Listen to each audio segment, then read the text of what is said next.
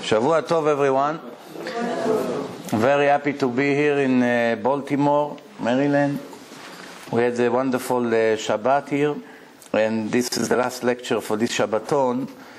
And we decided to speak about shortcuts and sgulot. You're probably wondering, what does it mean, shortcuts and sgulot? But before I will forget, first I want to say that this shiur will be Leilui Nishmat Rachamim Ben Mashla וצ'לינטת, משלה, וצ'לתינת בת חנה, צלתינת בת חנה.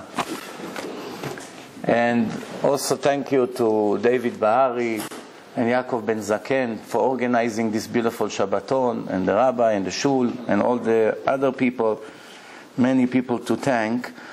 Today there is an epidemic in the Jewish world which is a very serious threat to destroy the entire institution of Judaism. What is it? In Hebrew it's called Tofa'at Ababot. It's called the Baba epidemic, I should say. What does it mean? This generation, many people who believes in Hashem and the Torah,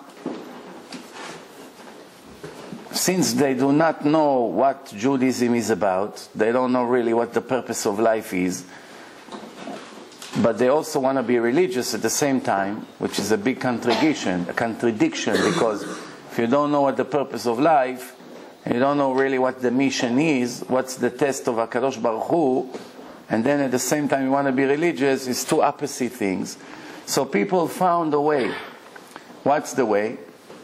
Let's go to someone that he will do the job for me. Since I don't want to sweat, I don't want to change, I don't want to work on myself.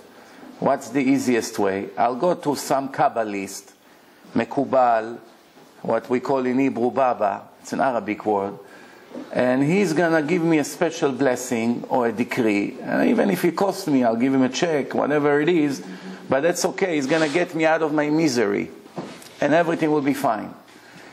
So that's called shortcuts. People don't want to do what the Torah say to do, so they want to get out in the easiest way, that there's nothing to do. So that's why you have such big business today, that so many people, most of them, 90% at least of them are completely fake.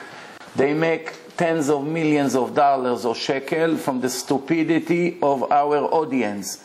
We are not clever because we give them the opportunity to take advantage on us. They promising us all kinds of things. They make 1,000 decrees to 1,000 people. 980 of them, of course, never happen. The 20 that happens, they make a career over it. They bring people, they put it on a newspaper, people swear that this Baba got this person from a wheelchair. They make up a lot of stories, and that's how, when they die, they find out in their bank account in Israel, 1.4 billion shekel, $300 million, $75 million, and most of them not even 30 years old. And they already made so much money from the stupidity of our brothers and sisters and us. And that's what's happening today. Since the person wants the easy way out, nobody wants to work on his midot, nobody wants to work on his personality. What's the easiest way? There's some Babas, he is accepting people from morning to night. You have to wait 4 hours online. He's going to tell you, do this, put something under your pillow, hocus pocus, and everything will be fine. And that's what's happening today. In the beginning, it was only by Sfaradim. Maybe their nature is more naive. I don't know what's the reason. But Sfaradim used to hold very highly of it. Now it became a very, very serious problem by the Litvish, by the Ashkenazim. They used to be more Bnei Torah, more connected to Torah and Amala Torah. All of a sudden you see that even the Litvish people starting to believe in this Babot. They're also visiting them, and that's what's happening today. So we have to understand what's going on here. If this situation will continue, what's going to be the end? Very easy. 1, 2, 3, he's going to do the tikkun for you. Today there's something that's called tikkunim. Tikkunim. You come to him. Now they already have staff who works for them. They first inquire who you are. They check how much money you have, that they'll know how much to tell you. So there was one story And a person here from New Jersey, he went to one of these babot, and he told him, my daughter doesn't get pregnant, you know, she cannot have kids so far, you know, she's been married for a few years. So he said to the husband, there was a husband and wife, that they came to complain about their daughter. So he said to them, if you give me $100,000, because he checked that they're very wealthy, if you give me $100,000, in 3 months she'll be pregnant, guarantee. So the husband say, what is he, normal? I'm going to give him $100,000 for this? What kind of a rabbi is this, right? So the wife say, come on, don't be stingy. You have many millions, big deal. So you give $100,000 for your daughter to have a kid. It's guaranteed. So he say, but what if she's not going to have? What if she's not going to have? She said, no, he's going to have. You know what name he has? This one say about him, and this one, that's how they build their reputation. So he didn't want. So after 2-3 months, his wife was drilling in his head constantly. Do it, do it, do it. He already have problems in his house. Shlom bayit. So he said, okay, I'll do it. So he called up that Baba, and he said to him, to his assistant, of course, he said to him, okay, we agree. Tell him we agree to the deal.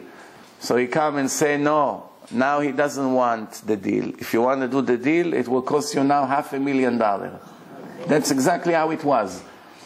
So he told him it's going to cost you $500,000. So that's what they did. In the end, he paid him $500,000. And of course, she didn't become pregnant. Because remember, you hear only on the 2% that works. You don't hear about the 98% who doesn't work. And the 2% would work with or without them. Hashem doesn't need this corrupted Baba to give blessing for him. You know, so it would work anyway because miracles happen with or without them. So what happened in the end? He got the FBI involved against him. He couldn't come to America. And then they ran out. When he called, they of course never transferred the call to him. They screen you out. It's like a mafia, mamash like a mafia. And then when I went to Boca Raton, a very wealthy woman came to me, and mamash almost was crying with tears, that a different Baba that sold her a book for $2,600, a book that worth $20 in a store. He signed something over there and he sold it to her for $2,600. Now she's a multi-millionaire woman. She just got divorced and paid $50 million to her lawyers for the divorce. So imagine how much money they were arguing about here, her and her ex-husband. So between them, the lawyers cost them $50 million, 50. So obviously the $2,600 wasn't really the issue. The $2,600 wasn't the issue. What the issue was that they felt betrayed. And then after she bought the book, the promise was that they're going to set for her an appointment with him. But of course, after they got the money, they don't know who you are. Because many of them are very cruel. They have a heart of a rock. Because they're already doing it for years. They don't care about the people. I'm warning you from 18 years of experience. You cannot argue with what I say. It's 1,000,000,000% correct what I say. And what happened, after I heard those two stories, from what happened to the person from New Jersey, and the other Baba with the 2,600, so I made a lecture in my website. You can see it. It's called Sgulot, Shortcuts, or no, it's actually called the Fake Babot. That's what it's called.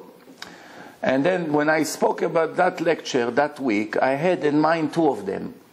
Two of them. There were the first story and the second story. And I was thinking to myself, when already HaKadosh Baruch Hu would stop this corruption? When? And what happened is, the next 2 days after I spoke the lecture, one of them got killed. And the other one was invited by the Israeli Secret Service and IRS. And from that moment on, he have no life. They're destroying him. They take away all his money, he cannot come out of his house. Basically, they go off after him. They got caught by the police, all kinds of things. They show him on television, big corruption. His life is over. Both of them, mamash that week after that. But there are only 2 out of thousands. Now, I'll tell you a story that happened. Many years ago, there was one rabbi that was a Talmid Chacham and was a great speaker and made a lot of people religious. He got cancer. So when he was sick, they decided to bring somebody from Israel that they say that he has special abilities, he drowned in a mikveh, he had clinical death, after he died and came back to life, so now we have powers to heal people, you know. So they say, they brought him, and they're going to make a big lecture for this rabbi that was very sick. In the end, he passed away, but before he passed away, so they decided to bring this person. So we were in Queens. I went with somebody to that lecture. So as I walked in, I see they bringing someone with a mask on his face, like covering, and someone is holding his hand. I bring him in. I see he has two big long peot. Very nice show. So I say, why he walked with a mask? He said, no, he doesn't want to look at women. So he put a mask on his face. So I tell to my friend, the person which was my student, I told him, if somebody does such a thing, psychologically shows that he has problem with women, but he's hiding it by showing himself extra righteous in it. You wait and see what they're going to hear about this person. So he told me, how you dare to say such a thing? It's a holy man. Then when he took out his mask, I saw the guy was with me in high school, in elementary school, in Israel. I was the gangster of the neighborhood. I said to myself, wow, he made a good progress, this criminal. He became now a Baba, you know. So, yeah, so I look at him and say, wow, I can't believe it. So now, maybe a year later, they caught him making scenes with married women in Israel. And he had to run away from Israel, and he also got canceled. That was his end. So this person called me from Israel. How did you know? I said, no, don't worry. I don't have Ruach HaKodesh. I don't see anything. I'm not holy. Nothing. Very, very simple common sense. When the point is that a posel bemumo posel. There's something like this. If a person focusing only on one thing all the time, this, maybe that's his problem. That's why he constantly try to hide. It's come from his subconscious. He can't even control it. Person have to be normal. Modesty, yes. Everything, Torah, yes. Yirat Shamayim, everything, yes. But not to be crazy fanatic. Why? Crazy fanatic, even the Rambam say. Everything has to be an average normal thing. If a person is too crazy, that means something is fishy there. It's not right. Except two things. What are they? Pride. When a person has, the Rambam say, pride, there's no permission to be half enough. You have to be all the way to the humble side. No permission to be pride. And anger. When a person has anger, he's allowed to pretend that he's angry. They maybe sometimes to put fear in a certain situation, but just to pretend, not allowed to be angry. Kol ha'koes kilu oved avodah zara. Someone who is angry, it's like worshipping an idol. What's the connection? Avodah zara to koes. What's the connection? The connection is both of them don't believe in Hashem.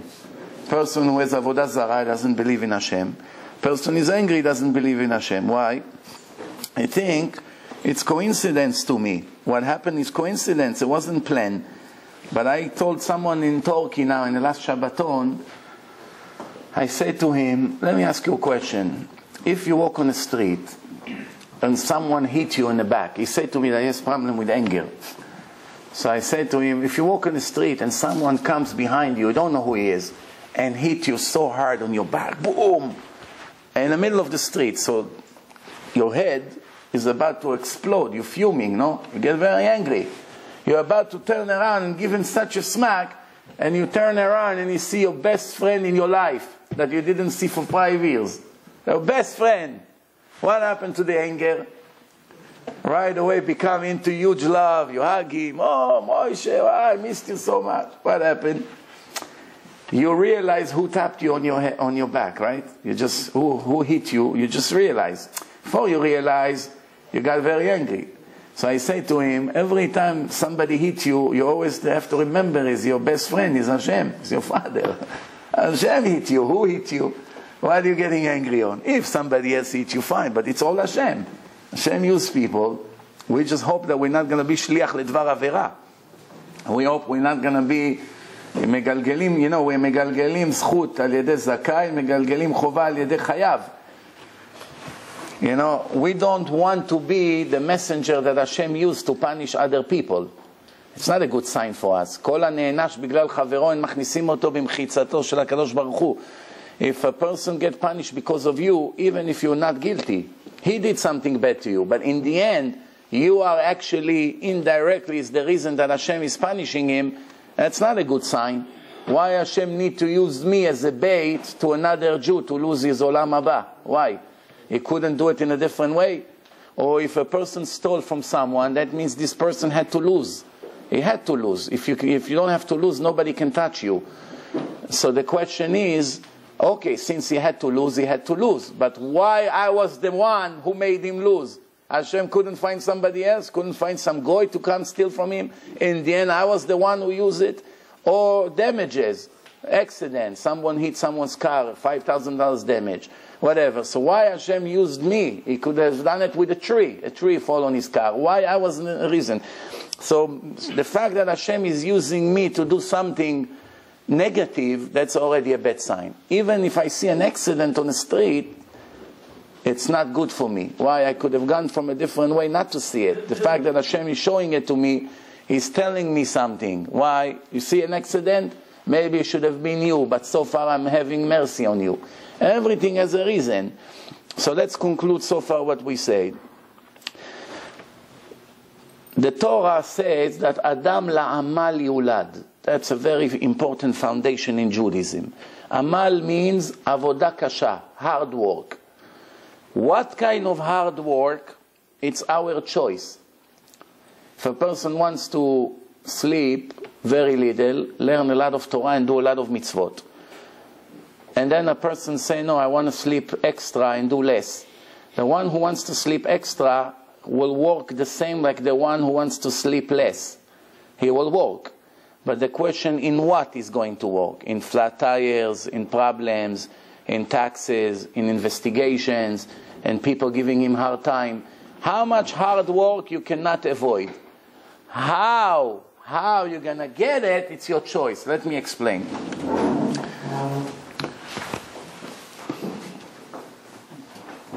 Some people wake up in the morning early to move their car, not to get a ticket. So they freeze.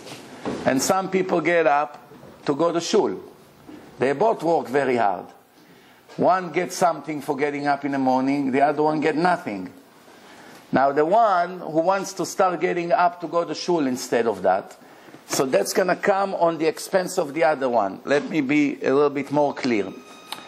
The person will get X amount of suffering every year and there's nothing he can do about it. If Hashem wants to send him 500 kilo of suffering this year, you can't run away from this. 500 would come. But how to get it, it's 100% bechira of the person. If a person wants to work very hard and learn Torah, this is coming from the suffering that he's supposed to get, because it's hard to learn Torah. You have to think, focus, go, drive, come back. It takes time. It's a work. So the more you learn, the more you earn, but at the same time Hashem take away from the suffering. Why? כל המקבל על עצמו עול תורה, מעבירים ממנו עול דרך ארץ. That's very important to understand. If a person says, I'm going to do Torah and mitzvot and kiruv and whatever I'm going to do to make Hashem happy, so I'm going to do it. So Hashem say, no problem. You're putting efforts for me. I take away from your suffering from another end. Same thing in Parnasah. It says, מזונותיו של האדם קצובים לו מראש השנה לראש השנה. From Rosh Hashanah to Rosh Hashanah. What's מזונותיו של האדם? In a modern language, it means the needs, not necessarily mazon. The needs of a person is already set for him, from Rosh Hashanah to Rosh Hashanah. Why he didn't say parnasato shel ha'adam, or why he didn't say kaspo shel ha'adam, or maskorto shel ha'adam, or taktsivo shel ha'adam? There are many ways to call it.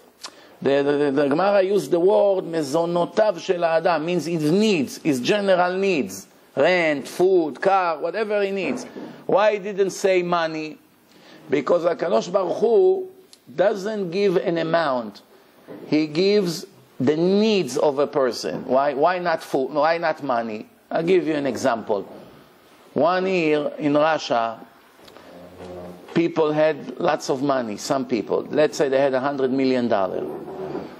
They went to sleep, and they got up in the morning, and Russia economy collapsed, if you remember, like 15, 20 years ago. So they went to sleep with $100 million. They got up in the morning, only $1 million left. 99% of the money got wiped out. Why? Because it used to be $1, 5 ruble. They got up in the morning, $1 became 500 ruble. That's it. Everyone got wiped out. Now you have to start from zero. That's how the Jews made all their billions. Because the communism collapsed, and those who had connection with the government bought everything for peanuts. And now they're after them. Some of them ran to Israel with billions of dollars. And one of them, Khodorkovsky, is in jail. And the chess champion, what's his name, Kasparov, is almost in jail. So the Putin that came now is very angry about all these people who make billions of dollars. They bought the aluminum, the metal, the oil, all this big company for nothing. It's worth 100 times more. But they bought it, whoever was close to the government, whatever the government wanted to sell right away. Sign here, give the money, and the government sold it. That's what happened over there. Now imagine the Jews that lives there. In Rosh Hashanah, if Hashem gave him $1 million this year. $1 million. If it went 100 times more, the $1 million became $10,000. If Hashem gave him $1 million, everything now is 100 times more expensive. I knew a Swedish diplomat. When it happened, just a few months after it happened, he used to sell Russian watches. It's perfect imitation of Swiss watches. So he said to me, my last visit, I bought a piece of salmon for $3 in Moscow. Now I went to the same restaurant, $300, and you should see what happened. People standing on lines in the street, they bring food. Before people will kill each other, that's what happened over there. And that's very, very possible to happen here in America. Because the government is already bankrupt a long time ago. They just print money. When the government won't be able to print money, people will kill each other on the streets here. Why? Because everyone would lose everything they save all their life. So what do they have to lose? Well, the Jews usually are not violent, so they're not going to go and kill people and rob banks and supermarkets. But what's with the rest of the angry people? When they see that all their money got wiped out, the government took everything, like it happened in Argentina. All of a sudden, nobody can go into his ATM and take money. They give you X amount just to eat, to have bread and water. That's it. So what happened? Everyone will kill each other on the street, riots. That's what's going to happen. And usually when things like this happen, who's the first one who pay the price? The Jews. Because everyone goes after their neighborhood. Who's going to pay the price? They'll go to Great Neck, Beverly Hills, all the places where the nice houses to rob them. Now why it doesn't happen yet? Because the dollar is the world currency. Still the world currency, but they're already speaking about replacing it. Because, you know, many countries are against it. And the United States owe so much money to China and to other countries that basically they own United States. Because if the United States won't pay them, what do you think the Chinese going to do? They're going to clap? They owe them so much money. If you go in Manhattan, you see the number, you cannot even understand. Every second it moves by millions of dollars, every second. And the debt is amazing, and it's now $15 trillion. They don't know what to do. There's no way to come out of it. Just the interest alone. You know, it's very interesting because in Israel, the United States give Israel $2.5 billion every year, and they own Israel. They own Israel, technically. Whatever Israel wants to do, they need permission from America. They want to attack in Lebanon, Obama, you give us the green light? No. So they cancel. That's how it works.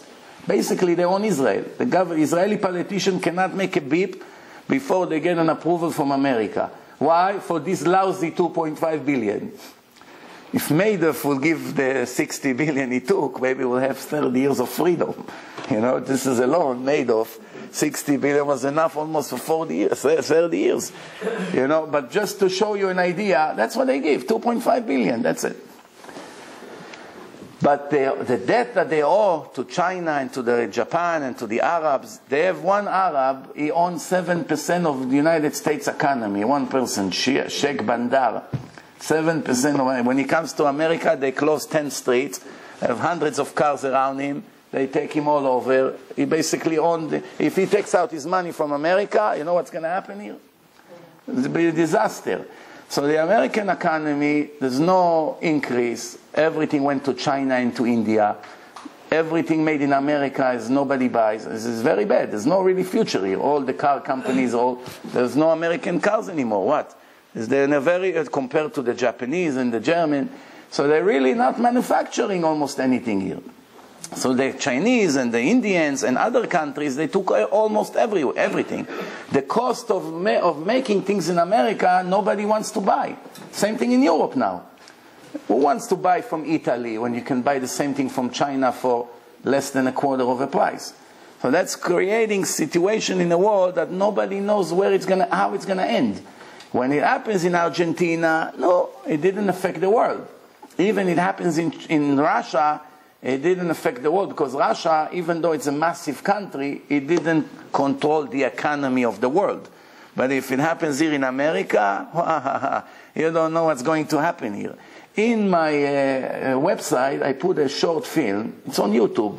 It's called The Dollar Bubble. It takes all the world experts in finance, and they actually describe the situation of America. That was 2 years ago. Today it's much worse. But they constantly say on the news, we're coming out of recession. The economy is improving. What coming out of recession? From every 10 people I speak, at least 5 of them are unemployed. And the 5 who works, afraid to sneeze, maybe they get fired tomorrow because there's so many people wants their job, and the cost of living is double, and the income is less than what it was, right? So when I came to America in 1989, a person used to make $7 an hour, and today he makes $8, $9 an hour. I'm talking in cleaning jobs, you know, if you work in a store. So it's almost the same. When I came to America, a gallon was less than $1. Now it's $4.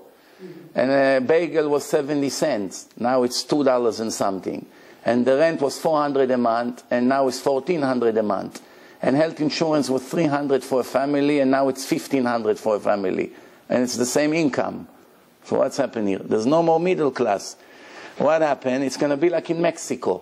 In Mexico, you have one Jew, he makes $3 million a year. And then all around here, we have Mexican who make $200 a month. So they make $2,000 a year, $3,000 a year, and there's one here make $3 million, and everybody else make $2,000. Why do you think they kidnap their children? If you're rich in Mexico, you have no life. If you want to send your kids to school, you need 3, 4 bodyguards. One to stand outside, one to stand by the class, one to stand by the car, one to follow him. Why? Because every second somebody is going to kidnap the kid for $3 million ransom. That's what happened. Why do you think the governments always give money to the poor? The government care about the poor. If the government could, they press a button to eliminate all the poor. The poor, it's headache. They are prepared to get rid of them. Why? They give them money because if they won't give them money, they will take the money forcefully.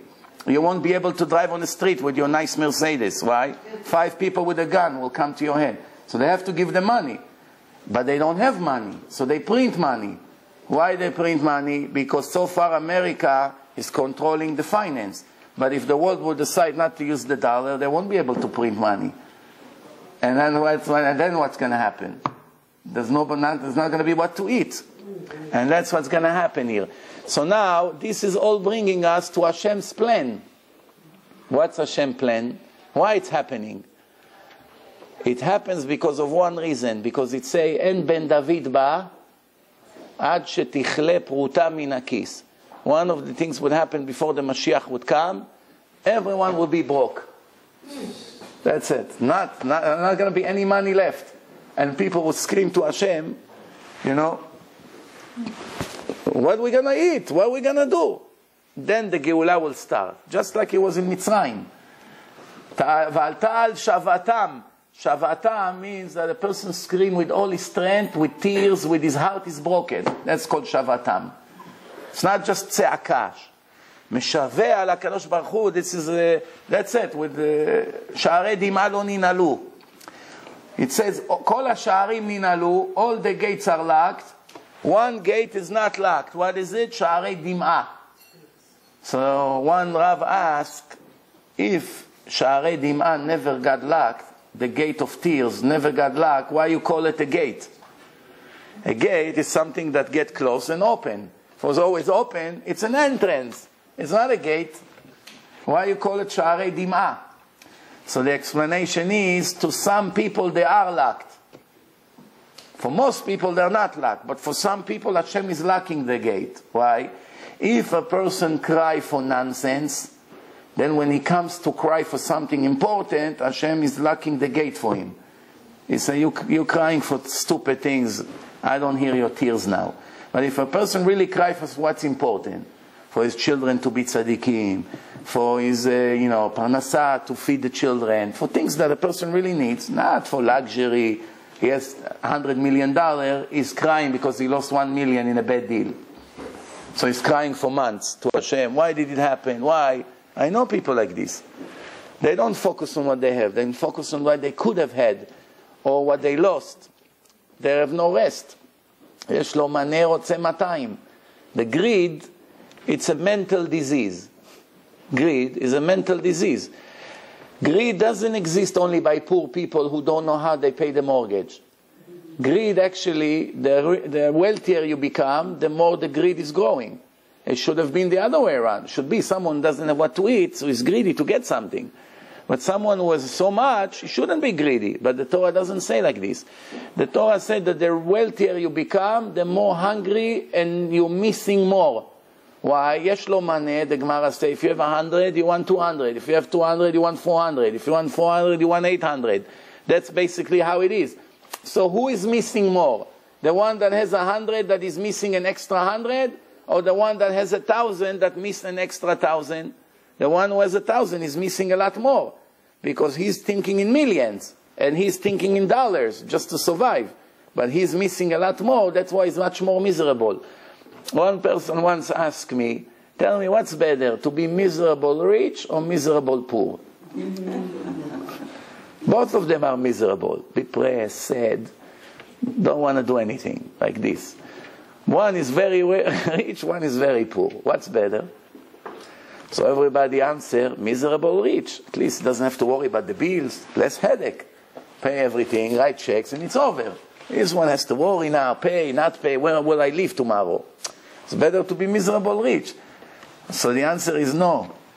It's better to be miserable poor than miserable rich. Why? Why? Who knows why? You might get an answer. An answer for what? Hashem might send it to you. No, what do you think? What's the reason that it's better to be miserable poor and not miserable rich? Who knows? Miserable poor can sleep at night. The opposite. Miserable poor doesn't know how he's going to feed his children tomorrow. He has lots of stress. People die from heart attacks, from worry about parnasah. Oh, good. The answer is, the wealthy person that now have many millions in his account and is miserable, have no hope for the future. That's it. I'm on the top. I have everything what everyone dreamed to have, and I'm still miserable. I might as well kill myself. That's how we think. What's in life? The miserable poor have an illusion. What's his illusion? One day I'll make money. I finally get out of my misery. That's what keeps him going. That's why he runs, he tries, job interview, appointments. That gives him hope. So he lives with a hope. When a person lives with a hope, his life is not so bad. What's the proof? I'll tell you, I'll give you a story, you'll know. There was one psychologist in Muncie that was very friendly with a Stipler. Stipler was Gdol Ador, the father of Rav Chaim Kanievsky. They say he had Ruach HaKodesh. There's many stories about him. He was a very strict, holy man. So the Stipler, he was friendly with the Stipler. He said, I tried everything with this boy. He's in yeshiva. He doesn't want to get up in the morning. He doesn't want to learn.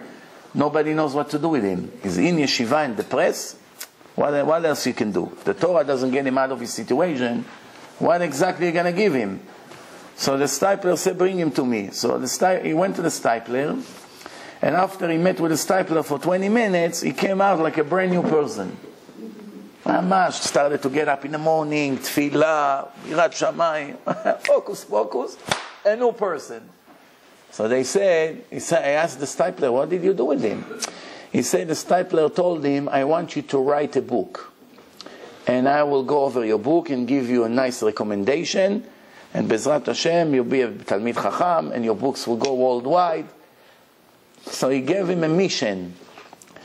From the minute he got a mission from a person that he was admiring, his life changed, because he has meaning in his life. That's what all the philosophers agree, everyone agree, that Adam mechapes mashmaut.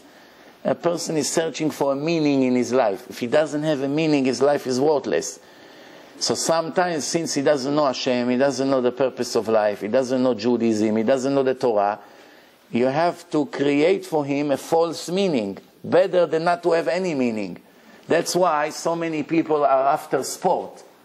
That's what keeps them going. Why? Their team, if they win the championship, they feel such an achievement. They go, they scream, they cry, they pay all their money, they travel for this nonsense. Why?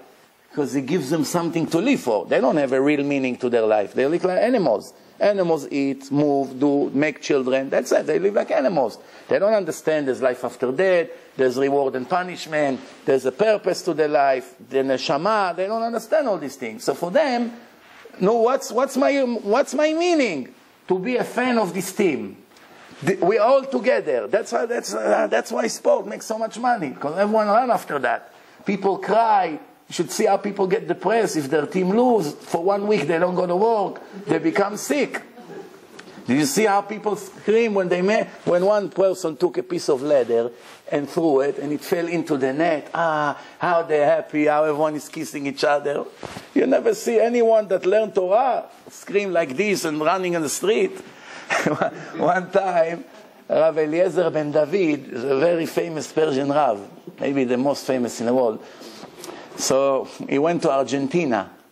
He has many Talmidim that he supports for many years. So he was in Argentina, in Buenos Aires, 1978. He was sitting in an apartment with a frum Jew there. All of a sudden, the building started to shake. People screaming on the street. He got so nervous. He said to him, "What's happening?" The Argentinian guy said, "It's World Cup. Probably Argentina made a goal now." It's a game. They won the championship that year. You should see what happened in the street. People jumping on the water, running all night, drinking. What's in it? If you ask them, if they ask the person the next day, "Tell me, does it make sense what you did?" It's all very stupid. Why are you giving so much money and so much efforts and traveling? What's in it? Is anything real in it? Somebody kick a piece of leather into the net. Why it's making your life so happy or so upset? Because he have nothing else in his life. Nothing else in his life. Who can tell me here, give me one reason why it's better to be a person and not a monkey?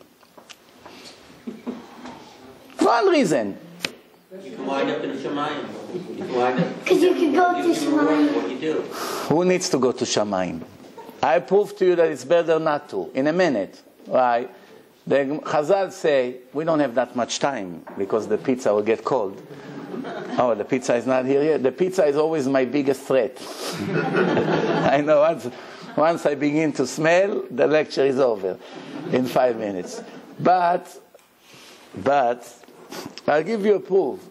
The Gemara says, "Mutar ha'adam min ha'be'ema ayin." There's no advantage to the human being from the animals at all, except one thing. Mutar la'adam en yitaron al ha'be'emot bichlal. No advantage, except one thing. מלבד הנשמה הטהורה, שהיא עתידה ליתן דין וחשבון לפני הקדוש ברוך הוא, except the soul that is going to be judged in front of Hashem when we die. What kind of advantage is this? You know a person that wants to go to court and be judged? Person get $100 ticket, his heart like this. I have to go to court. Wow, what a headache. $100, already he's nervous. Who wants to go to court? So what advantage is this? This is Chazal, you know? So what's the advantage? So the answer is, the advantage is that the same thing that you can be judged negatively, you can judge positively. It's all in your hand. The treasure is here. If you didn't collect, now you come and you pay the price. But the judgment, you look at the judgment as something negative. Why? Because we used to go to court. It's nothing good that comes out of it. But over here, you can win big time. The judgment is not bad. If it's bad in your eyes, that means you made it bad. If you're afraid to go to court, that means something is wrong about you. But if you go to court and they give you something, if court would find you not guilty and give you $1 million prize for bothering you for coming, nobody would be afraid of court if they know they're not guilty. Now I know people are nervous. Well, only bad can come out of there. What good can come out of there? But in Shamayim it's not like this. The people who went up to Shamayim and they sent them to heaven, they're very happy that they had the trial. Din v'cheshbon. Everything is calculated. Every beep that comes out of a person's mouth is calculated. Nobody can run away. So it's very good. When I was in San Diego, so they told me there's a big judge here in a court. Modern Orthodox. Big judge. So I already knew he's a judge. He didn't know I know. That's the way the Baba are, you know. They already know everything about you before you enter the room. But they pretend now they're seeing it in you. They already know everything. You know, I tell you something. One time, there was a Saturday night, like now, Mamash Motzei Shabbat. And they say there's Melava Malka in Mill Basin in Brooklyn. So they say, okay, so let's go, Melava Malka. Many people came. So we drove to Brooklyn, my friend and I. And there was one of these fake Kabbalists came. And Mamash, it was an embarrassing show that people used to come to talk to him, and in front of everyone, he pretends that he knows everything about them. But he wasn't saying he is the Mekubal. He said he's a student of a very big rabbi in Israel. So every person who came to him to speak to him, he was calling Israel, and he pretended he speak to a very big rabbi. And then he was telling the person everything about him, his date of birth, where he lived, where he grew up, who is his parents, and everyone is in shock. And I say to my friend, I have a feeling he's calling Misrad Apnim. I say, he's calling the Israeli, somebody gives him the information from the computer with the name of the person. Guess what? This person went and he picked up the phone and he heard the girl is giving him information on the computer of Misrad Apnim. That's how fake he can get. And in the end, somebody said that he saw him in a casino with all the money he collected that night. העיקר יש לו very beautiful beard. Sombrero, you know, in Mexico they also have beard and sombrero. You saw Saddam Hussein when they took him out of the pit? One person made a joke out of it. They took Saddam Hussein's picture with his beard and they put tefillin, you know, they made Photoshop and talit, and they put a big sign, Mekubal Balair. People were writing their names online. You know, they put in the news, Mekubal Balair. And a week later, when he was supposed to come, they show next to his picture who he really was.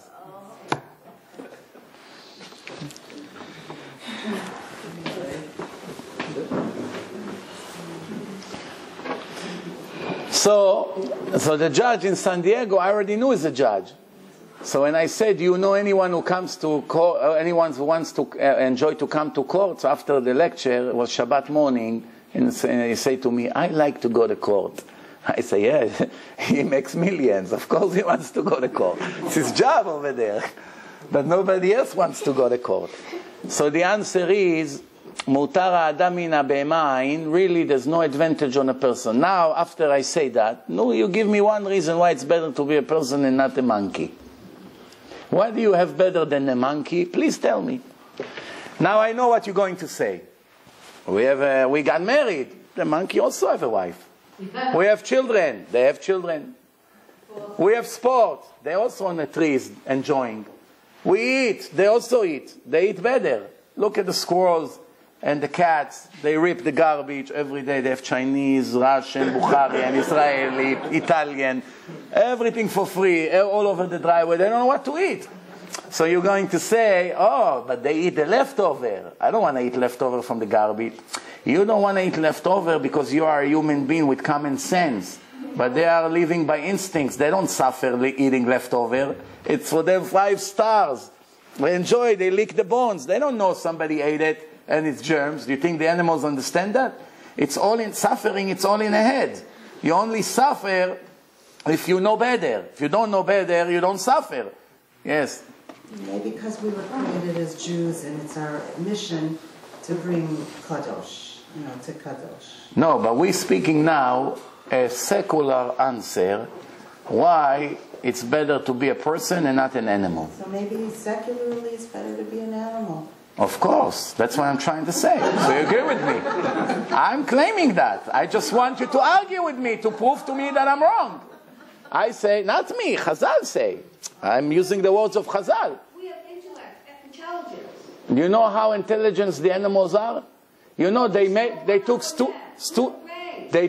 also have brain. They took students from the university and monkeys. I can show you the clip.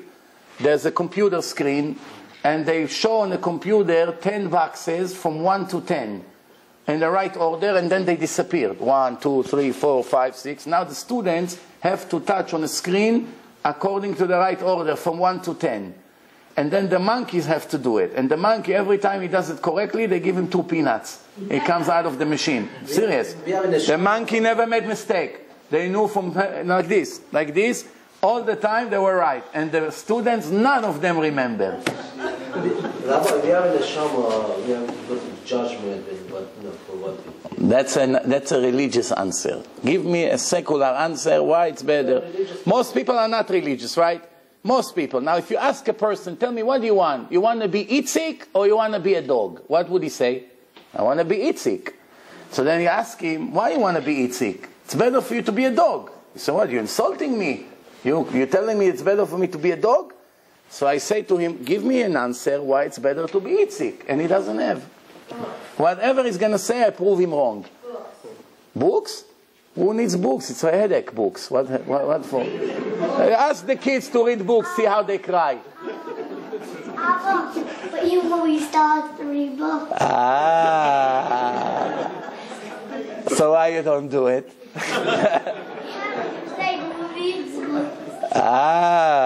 You see, you already say, who needs books? He learned something from this lecture. So the answer is, really there's no. Whatever we have, they have better. They stronger, faster. You see, they go on a date. Mr. Chimpanzee and Mrs. Chimpanzee. There's no show-off. He doesn't have to borrow a car, doesn't have to fix his hair, doesn't have to buy her fancy dinner, make all a show like he's polite. They don't have this. She moves her tail, he goes like this. Right away, that's it, 2 minutes. No show-off. Did you ever see a monkey with gray hair? Yeah. They don't have, they're not worried. They're not bald, they're not gray hair, nothing. They don't need vaccines, surgeries, problem, traffic, 30 years to buy a house, to pay the mortgage. Their life is much better. Free in a jungle all day. The eagles, they're flying, free tour. If you want to go all over the world to see the world in a plane, how much it will cost you gas and tickets? $1 million to see the whole world. They go, in few hours, they see the whole world, everything for free. Beautiful life. Nothing to worry about. No taxes, no traffic, no doctors, no courts, no lawyers, no divorce, no fighting, no jealousy. You know, what I'm going to wear to the wedding, who's going to come with the same dress. They don't have all this.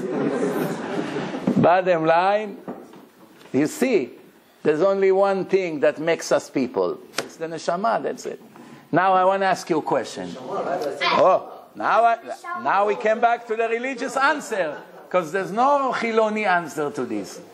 No secular answer. Now, one more thing. If there's no secular answer, it's only the neshama, it's the answer. Take an average Jew that is secular, not religious. How many minutes from his day he invests in his body, and how many minutes of his day he invests in his neshama? The answer is 23 hours and 59 minutes and 59 seconds he invests in his body, maybe 1 second a day in his neshama. Am I exaggerating or no? No. He doesn't read Tehillim, doesn't learn Torah, doesn't care about Hashem, doesn't think about Hashem, doesn't calculate what am I doing right, what am I doing wrong, doesn't think about Olam Haba, doesn't expect Mashiach, doesn't care about tzniut, doesn't care about anything. He lives like whatever happened, happened. Doesn't have plans, doesn't have Yirat Shamayim, nothing. So how much from his day goes to the neshama? Not even a minute. So what does he live for? What is the life for?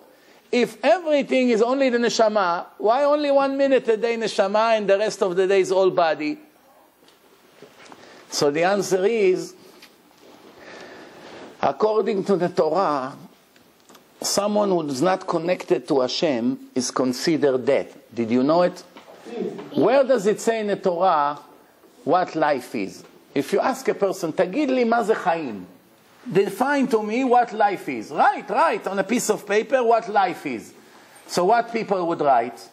They would write, חיים means to talk, to hear, to walk, to eat, to enjoy, to see colors, to hear music, to talk to people, to make money, to be rich, to be famous, to go on vacation, to sleep. That's more or less Chaim, no? Did I finish? Did I forget something? What else is Chaim? If you ask a person today, what's life is? So he's going to say sport, all kinds of things, right? What's more into it? Possessions. What kind of possessions? Well, to have fine clothing, jewelry, vacation. I say that already. Yeah, right. I say that. Possessions. Did I say anything else? Did I forget anything? None of it consider life according to Hashem. None of it. Because the Torah say, listen good, a lot of people don't know it. Maybe that's the reason they're disconnected from Hashem, because they don't know. The Torah say, אם תלכו בחוקותיי, ושמרתם את מצוותיי ועשיתם אותם. If you're going to listen to me, what does it say right after that? למען תחיו. Therefore, you're going to live. Who understood what I just said? I'll say it in Hebrew. Maybe it's going to be more clear. אם אתם תשמעו בקולי ותשמרו את מצוותיי, תחיו. You're going to live. Sit down, please. Thank you. Now, that means if I'm not keeping mitzvot and not connected to Hashem, what Hashem calls me? Dead. Now you're not convinced? I'll read you another pasuk. It says that if we listen to Hashem, what does it say right after that? למען תחיה אתה וזרעך עד עולם. You and your children, if you follow me, you would live for eternity, לנצח. People ask, how do you know we live forever? How do you know the neshama never dies? How do you know there's olam haba? How do you know? Where is it say in the Torah? The answer is, למען תחיה אתה ובניך עד עולם. How a person can live forever?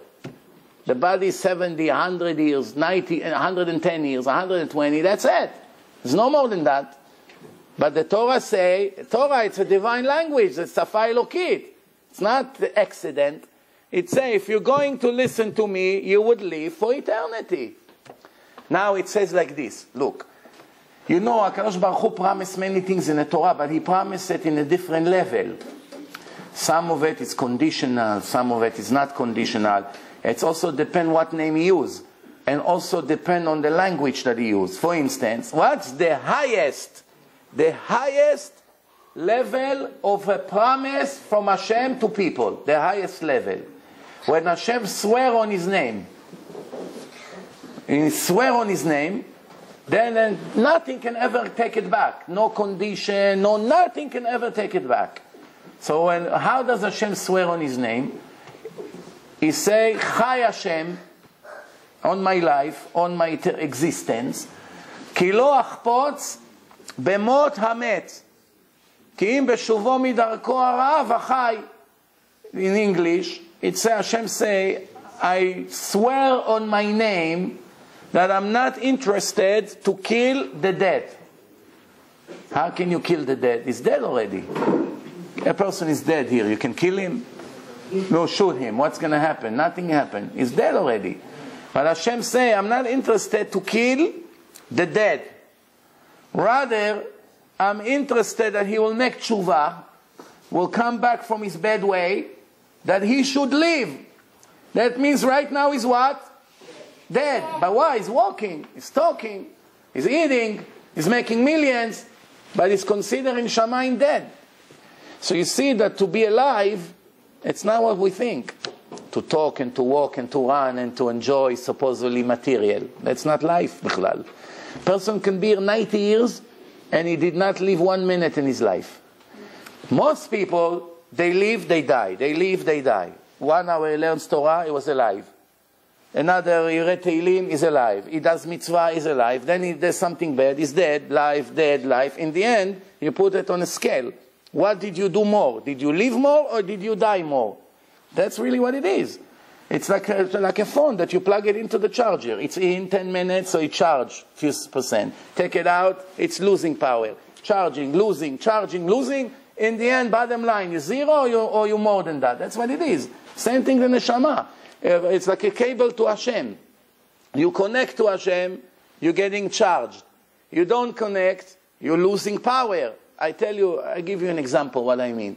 If you come to a person on the street, you tell them we're collecting money for the yeshiva. So he'll give you, if you're lucky, $20. Here, $20. So one time I gave a lecture in Queens, and over the place where I spoke had a policy, they don't allow anyone to come to collect money over there from the audience. No collecting. So no, I've been speaking there for a long, long time, and nobody ever came to collect because the one who's in charge of the building doesn't allow. One day, in the middle of my lecture, I came to speak about one topic, and I ended up speaking for half an hour about tzedakah to Torah, how important it is. And I don't know, like full of fire. I begin to talk about this and give examples. And after that, all of a sudden I see the owner of this organization. He comes in with a rabbi from Israel. Rabbi, Haredi, comes in with his bag. He came to collect. He has a kollel in Ramot in Yerushalayim. Not a big kollel. 12, 13, 15 people. That's it. Small kollel. But his kollel is about to be closed because he doesn't have money. So he came to America to collect. He doesn't know one word in English. He doesn't know anyone in America. And he's a very shy person. It's not aggressive. He hardly speaks. He won't be able to ask for money. So Hashem knows his limitation. So somehow someone told him, go to this guy. And this guy saw right away that this is a unique case. He's a beginner. He doesn't know how to collect. He doesn't know how to lie. Because if he was a liar, he wouldn't say that his yeshiva have 12 people. He would say 100 people. Like some of them lies. So he said the truth. And plus he saw right away, he's a tzaddik, Talmid Chacham. So he felt bad for him. So you know what? For him, I'm willing to go out of my rules. So he brought him in. And Hashem switched my head. Half an hour before he came in, I started to speak about tzedakah to Torah. All of a sudden he comes in. So this guy told me he doesn't know English. Maybe you present his yeshiva. So I said, we have a case here. The yeshiva is about to be closed. So there was one Georgian guy there in the crowd. Here he said right away, 4,000. So then he said, and 4,000 for my sister and her husband. And 4,000 for my parents. How much like this? Already 12,000. His friends were sitting next to him, was embarrassed. He already gave 12, I didn't give anything. So he said, I'm also 4,000. Another guy, 1,000, 500? Less than a minute and a half, $20,000. His whole trip. That's what he needed. Collected the money, everyone took pictures with him. Then we became friendly. I invited him to my house for Shabbat. Rabbi Shitrit, his name. And that's how it is. We see why. Because HaKadosh Baruch Hu was very happy from this one. He left everything. He knows his limitation. He knows he doesn't speak English. He doesn't lie. He come and he say what he is exactly. Hashem, 1, 2, 3. He came that day that he finished his mission. One person, we have 3 minutes until the pizza will be taken out. So let me take advantage on these 2 minutes. One person came to Rav Chaim Kanievsky, one rabbi, and he said, Rabbi, my yeshiva is in a deficit of $50,000. $50,000. First time I have to go to America to collect money, but I've never been there and I don't know anything. I don't know names. I don't know what to do. Give me a bracha that I'll be successful collecting 50,000, because if not, when I come back, I have to close the yeshiva. So he gave him a bracha. And that rabbi came to America, and he was in America for 2 weeks, going from one person to another. After 2 weeks of aggravation and insult, he finally collected the price of the ticket and the car. So he's on zero. Now he has to go back, zero. He didn't collect nothing. Whatever he collect, just pay for the airfare and for the car. So he comes back now. Now he's thinking, how do I say to the Avrechim here that the kollel will be closed on the 1st of the month? That I don't have money to pay them. His heart doesn't let him say the words. So he's waiting. Me'ayin yavo Ezri. 3 days after he arrived to Israel, one messenger came to him and gave him an envelope. And he said, Rav Chaim Kanievsky sent you this envelope. Now he went to Rav Chaim to get a bracha before he went on a trip. Now Rav Chaim Kanievsky sent him an envelope. So he opened the envelope. You see $50,000 inside. Check. $50,000. Exactly what he needs to save the yeshiva. So he said to himself, what's going on here? If Rav Chaim Kanievsky had the money, why he let me go to America, lose 2 weeks of my life for nothing? He wanted to give it to me before. Maybe he got it after, he's thinking. So he said, I have to go to Rav Chaim to find out. So he went to Rav Chaim Kanievsky, he told him, what happened here? So Rav Chaim Kanievsky told him, one rich guy just closed a real estate deal and he made $500,000 profit. So he came to me and he said, I have to give $50,000 maaser, but I don't know to which yeshiva to give. Can you tell me to which yeshiva? So I told him, I know a yeshiva that needs exactly this amount not to be closed. It's very good yeshiva. Write it down to this yeshiva. And I gave it to you. So he asked Rav Chaim Kanievsky, I don't understand why Hashem did it to me. If Hashem wanted to give me the money, why he made me go to America, mamash, like knocking on people's door, begging $10, $20, $18, this embarrassment that I had. So Rav Chaim Kanievsky told him, you don't understand. No, he said, and in the end Hashem gave me my salvation from across the street here in Bnei Brak. 2 blocks away from where I live, the money came from. Why I had to go to America when the money is right across the street? So Rav Chaim Kanievsky told him, you don't understand, you only got the money here because you went to America. What do you think, that Hashem will give you the money as you want? He will give you as He wants. But He will only give you if you deserve it. And when did you prove you deserve it? When you left your wife, your children, your yeshiva, your chevruta, your learning, and you went to a country that you don't know English, you don't know anything, you're going to get lots of embarrassment. You're going to do all this to save the yeshiva because you care about the Torah. Then Hashem send you the money. But where to send you the money, He decides, not you. It's like some people say, I have to go to real estate because I'm tired of making peanuts. I'll go to real estate, I'll be rich. Or I'll be a big lawyer, I'll be rich. Who told you? You know how many lawyers are unemployed? You know how many real estate got wiped out? Not only they don't have anything, they owe so much money to the banks. You know how many Israelis in Queens left their buildings and homes and ran away and they called the bank, come take everything? Everything they worked for 20 years, not only they got wiped out, they still owe millions now to the banks. Why? Real estate collapsed. They had many houses. It lost half of the value. That's it. It didn't pay to finish the building.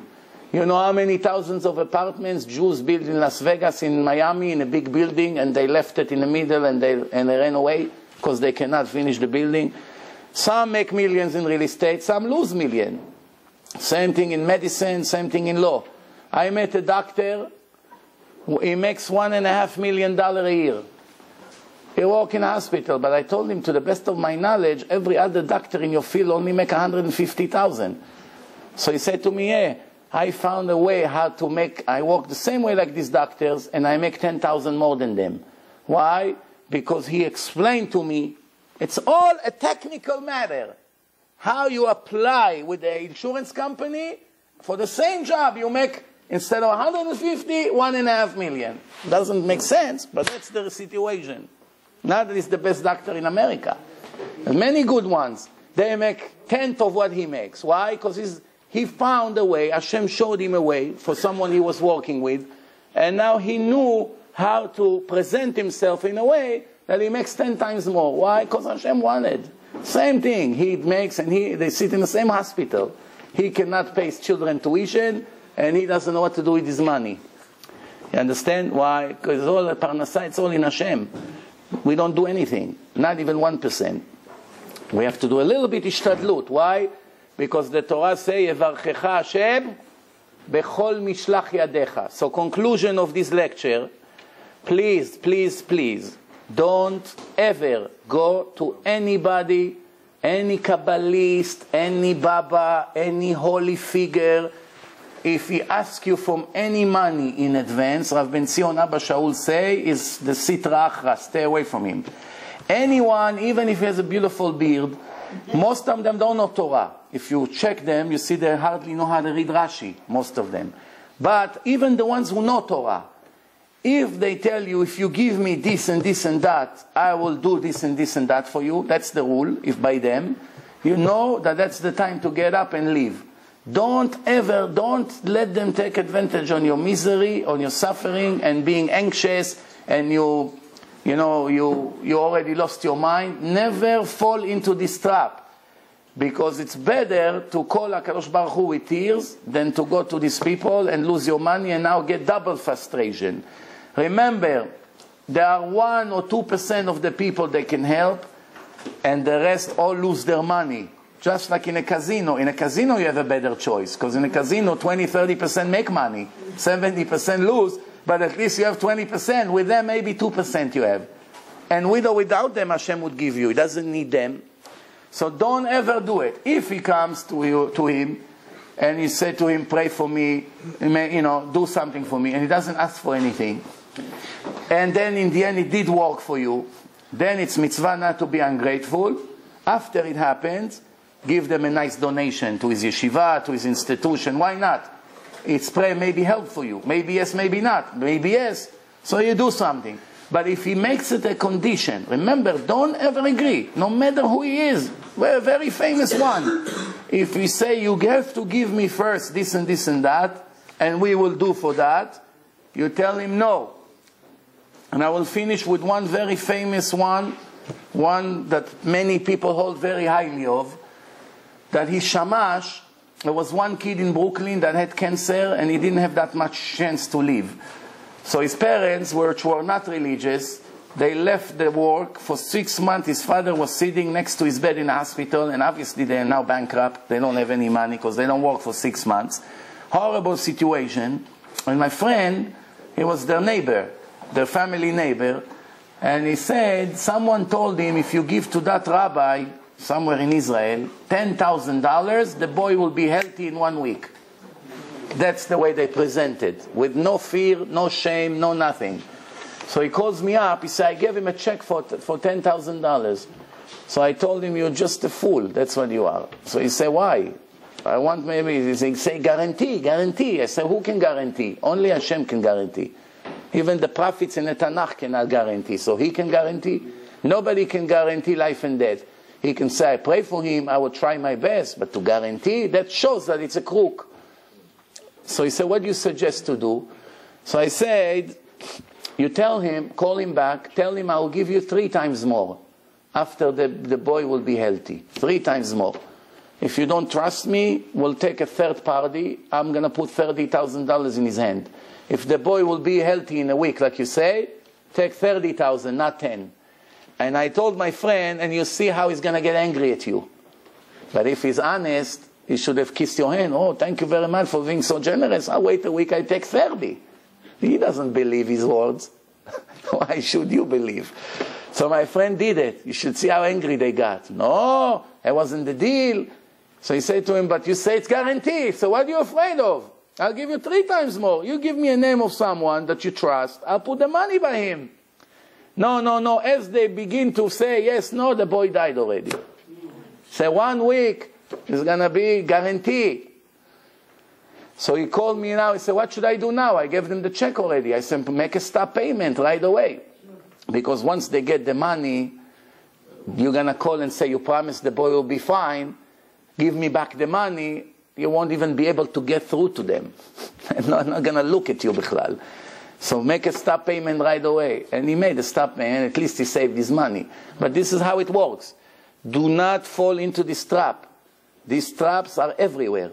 Don't fall into these ads in the newspaper, Tzaddik Balair. If you want an advice, if he gives you an advice for free, everyone who comes for him, like Rabbi Zion Abba Shaul was, never ask for a penny, nothing.